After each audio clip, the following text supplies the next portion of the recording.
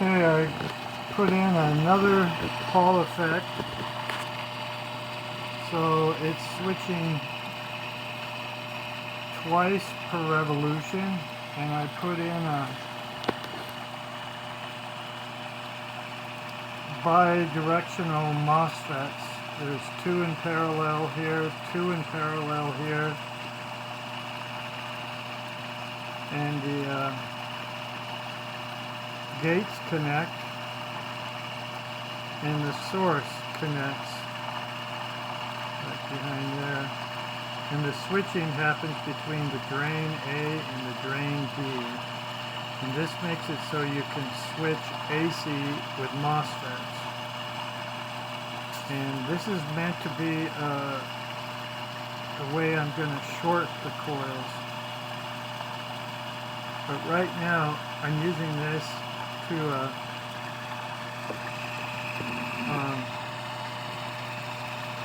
switch in the battery to a capacitor, and then the capacitor gets pulsed into the motor coils.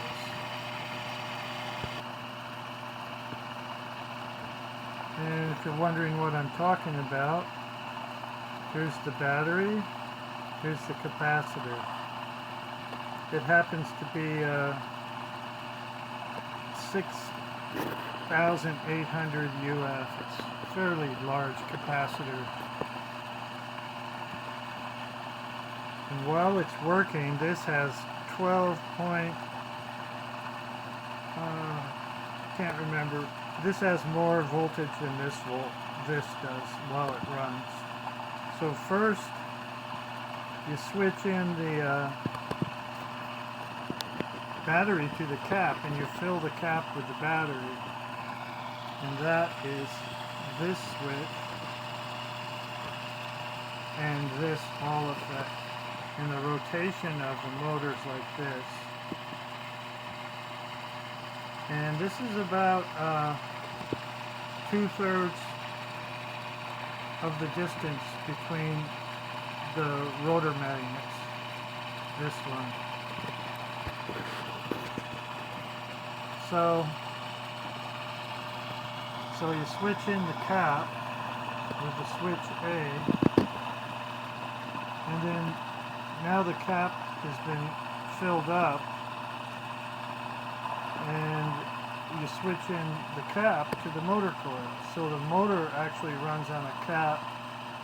It doesn't draw directly from the battery, and it has a common ground. Pretty simple. Now, what this is good for is if I want to loop it, if I can return what's made in induced generator coils or whatever, if I can return that into the capacitor, now it'll self-sustain and I can disconnect the battery. That's the reason for this. Also, you can change the UF value of the cap. Right now it's 6,800. If I had like 1,000, it's not going to have as much voltage in it, and you can use this as a how fast it goes and how much it draws. You can adjust things with the value of the cap.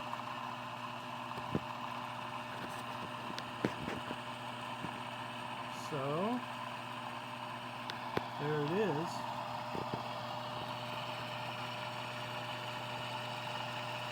Just a minute, I'm going to measure the voltage over the cap and then the voltage over the battery. One moment. This is the battery voltage across the battery. Now, let's see what it is across the cap.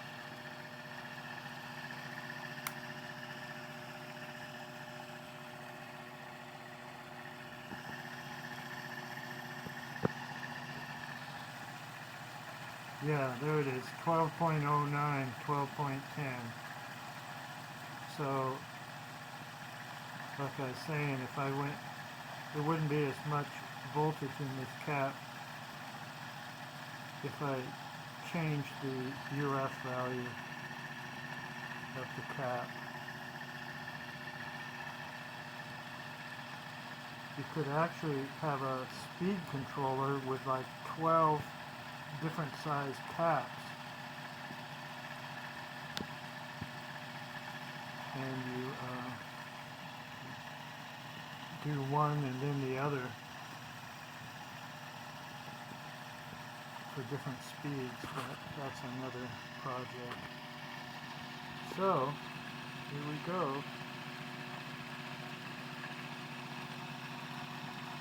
Here's the air gaps, 2 rotors. So, like I said, this is just to make the motor run on a capacitor, not directly from the battery.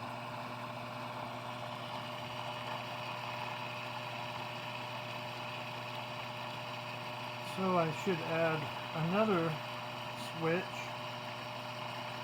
and do a quick short circuit of the induced generator coils over here. Because it's a bifilar, I'm only using 1/2 of the bifilar.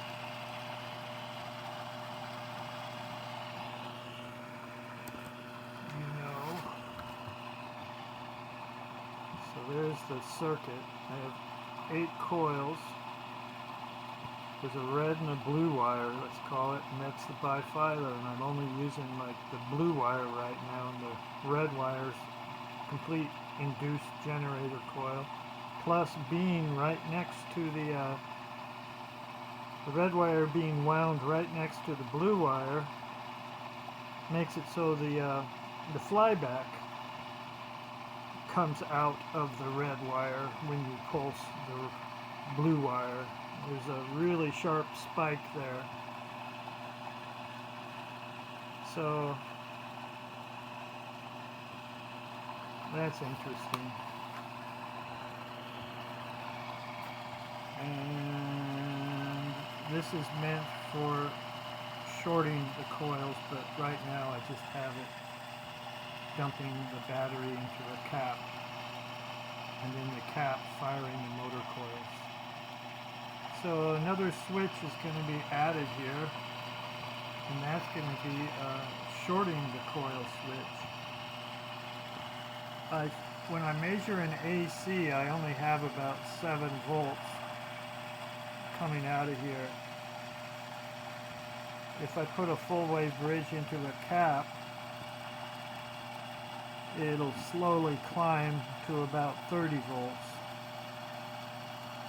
And it'll be up to 12 volts in a couple seconds. Oh, there, you see that? I touched it. Watch this. Here's Lenz's law killing everything. This is Lenz braking. It's the back EMF when you short it out.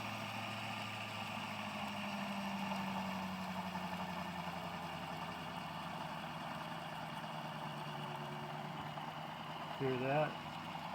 So that's what I'm going to try and beat. You know what I'm going to do, I think, is first pulse out power with this switch into a cap from the generator coils and see what I get with that, and if it does beat Lenz's law. What would be nice if it sped the motor up at a particular resistance it shorts itself into. Anyway, so that's more things coming up.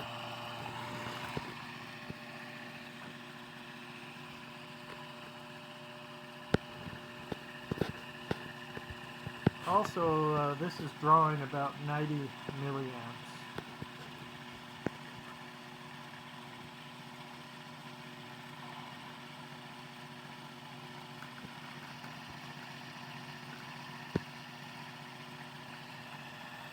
check that. Yeah, it's drawing about 90 milliamps. I can make it draw less, but it'll not go as fast.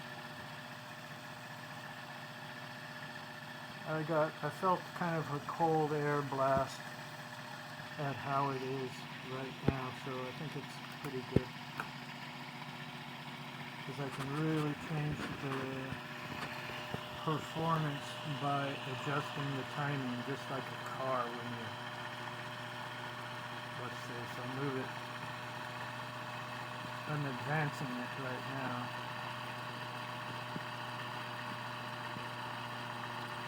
Now I feel the RPMs dropping off. So I'll go, whoops, I'll go the other way. I didn't mean to go that fast.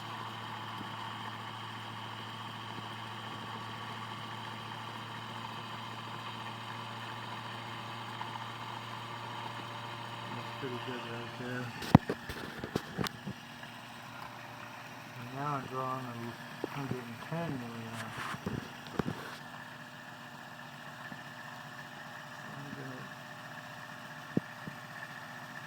Started it a bit right there. I kind of like it there. If I really pull it over and get it down to 70 milliamps, that might actually be the very best timing right there. Slows the RPMs down a bit, but it's drawing less.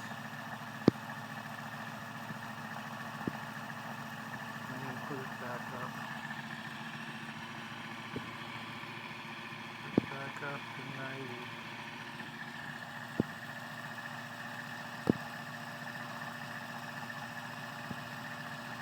90. Okay, that's good enough. Thanks for watching.